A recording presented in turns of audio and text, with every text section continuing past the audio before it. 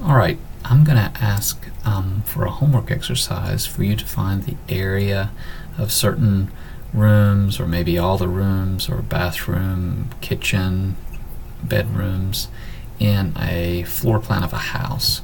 So it's going to look something like this. This is a small part of it, so you can see bedroom 2.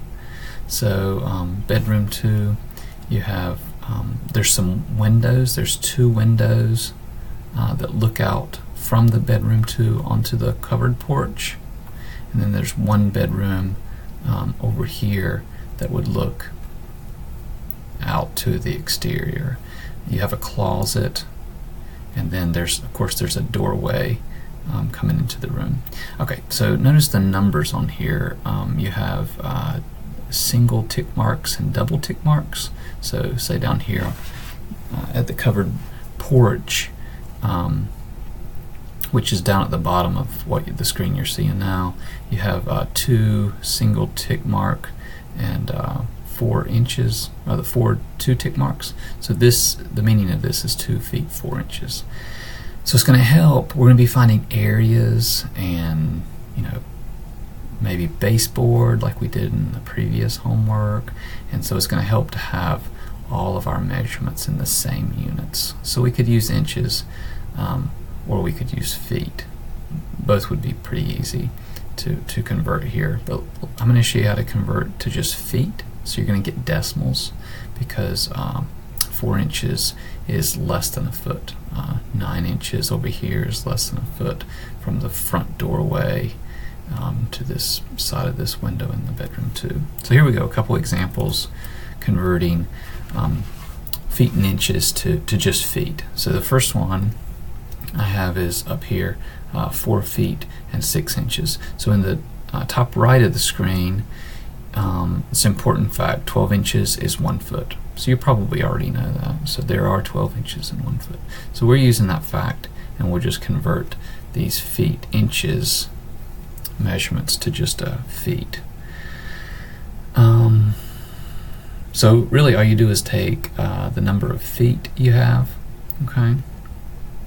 And I'm going to be grouping 2 operations. So I'm going to take the number of feet I have, and I'm going to add to that, because I have 4 feet plus 6 more inches. So I'll take the 6, ever how many inches I have, and I'm going to divide that by 12, and that'll give me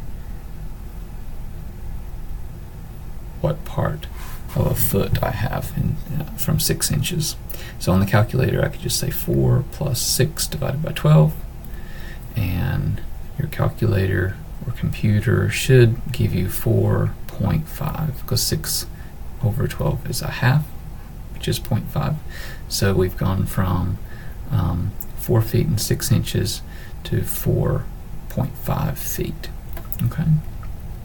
So down here, below this line, is another example. We have 3 feet and 3 inches. So you could probably do this one just like I did above. Ever how many feet you have, I'll add to that the number of inches I have, which is also 3, but I'll divide that by 12. So what a calculator would be doing is actually this division first, 3 divided by 12, and then it would add on to 3. So you should expect to get a decimal from this, okay? So 3 divided by 12 is a fourth, so you should get 3.25, a fourth or a quarter, and that's it. So that's going to be helpful in finding the areas. So if you want to find the area of a room that's 4 feet by 6 inches by 3 feet by 3 inches, you're going to end up multiplying 4.5 and 3.25, and that could be pretty nasty. So for example, what would that look like? So here's a room, and let's say it's 4 feet 6 inches over here, and down this way it's 3 feet 3 inches, and I want to get the area. Okay, so the area of this room, and I'm just going to multiply these two lengths. But so that I know what to plug in my calculator, I'm going to convert to a single unit. So I'm going to convert to feet, which I've already done. So 4 feet 6 inches is 4.5 inches. Sorry, 4.5 feet, and then I'll multiply that by 3 feet 3 inches, which is 3.25 feet, and this will give me my area.